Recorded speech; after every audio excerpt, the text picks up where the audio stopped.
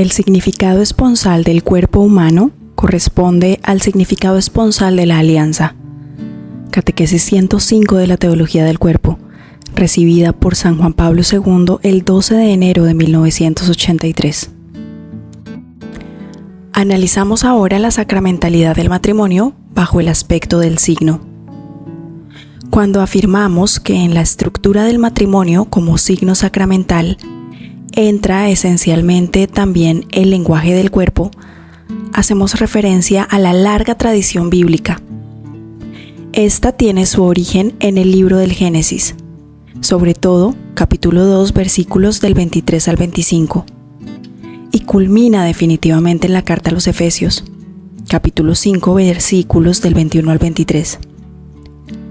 Los profetas del Antiguo Testamento han tenido un papel esencial en la formación de esta tradición.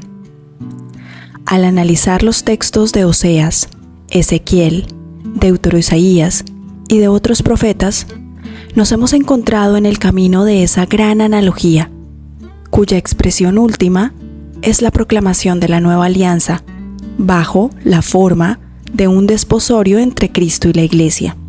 Confrontemos Efesios 5 del 21 al 33.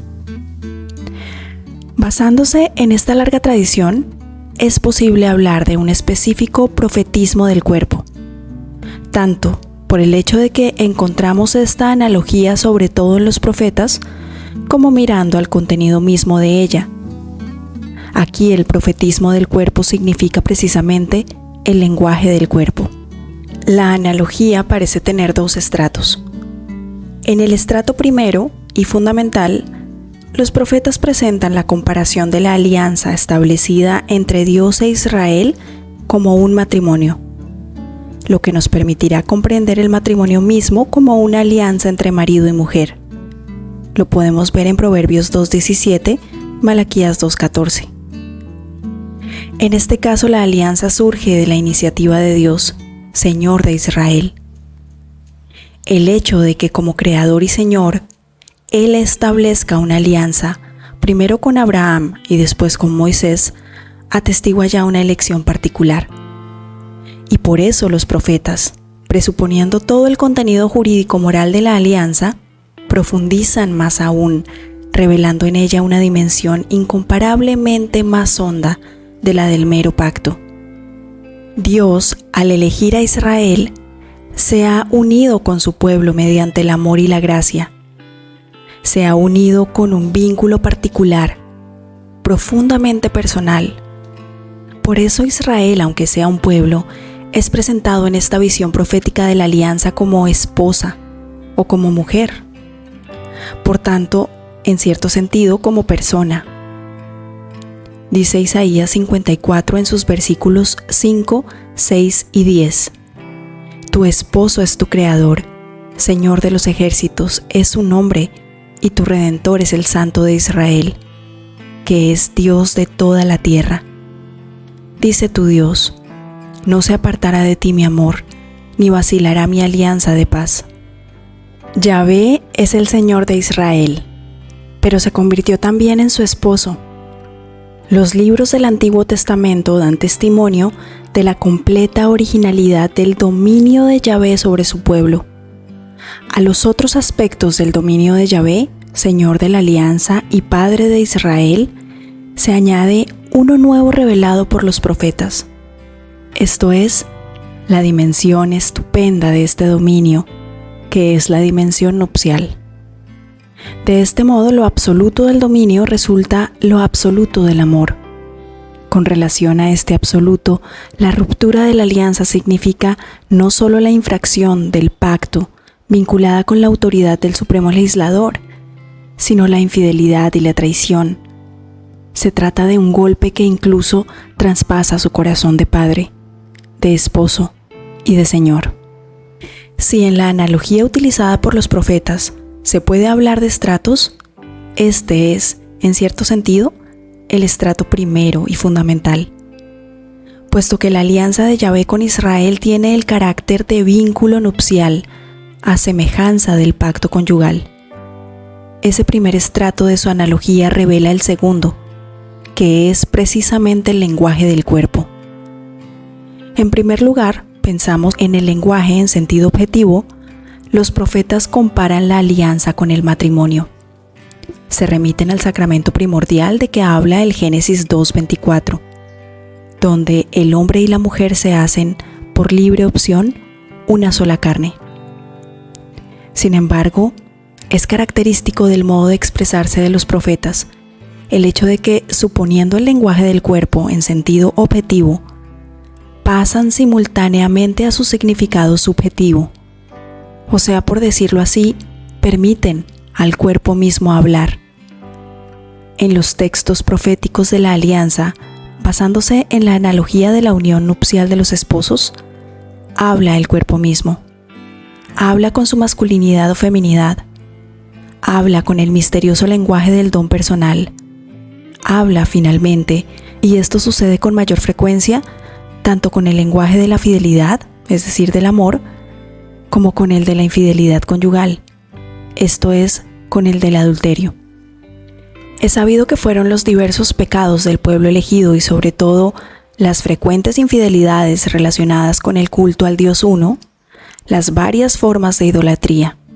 Estas ofrecieron a los profetas la oportunidad para las enunciaciones dichas. El profeta del adulterio de Israel ha venido a ser de modo especial Oseas, que lo estigmatiza no solo con las palabras, sino en cierto sentido también con hechos de significado simbólico. Dice Oseas 1:2, «Ve, toma por mujer a una prostituta y engendra hijos de prostitución, pues que se prostituye la tierra, apartándose de Yahvé». Oseas pone de relieve todo el esplendor de la alianza, de este desposorio, en el que Yahvé se manifiesta esposo, cónyuge sensible, afectuoso, dispuesto a perdonar y a la vez exigente y severo. El adulterio y la prostitución de Israel constituyen un evidente contraste con el vínculo nupcial sobre el que está basada la alianza, lo mismo que, análogamente, el matrimonio del hombre con la mujer. Ezequiel estigmatiza de manera análoga la idolatría, valiéndose del símbolo del adulterio de Jerusalén. Confrontemos Ezequiel 16. Y en otro pasaje, de Jerusalén y de Samaria. Confrontemos Ezequiel 23. Pasé yo junto a ti y te miré. Era tu tiempo, el tiempo del amor. Me ligué a ti con juramento e hice alianza contigo, dice el Señor Yahvé, y fuiste mía. Ezequiel 16:8. Pero te envaneciste de tu hermosura y de tu nombradía, y te diste al vicio, ofreciendo tu desnudez a cuantos pasaban, entregándote a ellos. Ezequiel 6:15. En los textos proféticos, el cuerpo humano habla un lenguaje del que no es el autor. Su autor es el hombre en cuanto varón o mujer, en cuanto esposo o esposa. El hombre con su vocación perenne a la comunión de las personas. Sin embargo, el hombre no es capaz, en cierto sentido, de expresar sin el cuerpo este lenguaje singular de su existencia personal y de su vocación. Ha sido constituido desde el principio de tal modo que las palabras más profundas de espíritu, palabras de amor, de donación, de fidelidad, exigen un adecuado lenguaje del cuerpo. Y sin él, no pueden ser expresadas plenamente. Sabemos por el Evangelio que esto se refiere tanto al matrimonio como a la continencia por el reino de los cielos. Los profetas, como portavoces inspirados de la alianza de Yahvé con Israel, tratan precisamente mediante este lenguaje del cuerpo de expresar tanto la profundidad nupcial de dicha alianza como todo lo que la contradice. Elogian la fidelidad, estigmatizan la infidelidad como adulterio. Hablan según categorías éticas, contraponiendo recíprocamente el bien y el mal moral. La contraposición del bien y del mal es esencial para el etos. Los textos proféticos tienen en este campo un significado esencial, como hemos visto ya en nuestras reflexiones anteriores.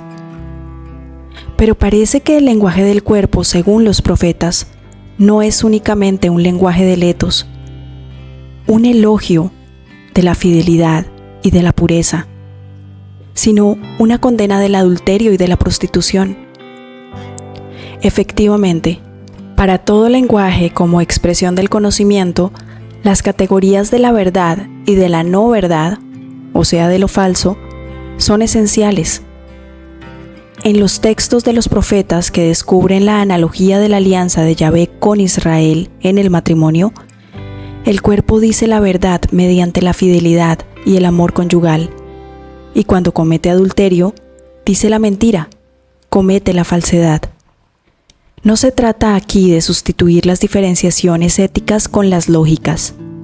Si los textos proféticos señalan la fidelidad conyugal y la castidad como verdad, y el adulterio, en cambio, o la prostitución, como no verdad, o sea, como falsedad del lenguaje del cuerpo, esto sucede porque en el primer caso, el sujeto, es decir, Israel como esposa, está concorde con el significado nupcial que corresponde al cuerpo humano, a causa de su masculinidad o feminidad, en la estructura integral de la persona.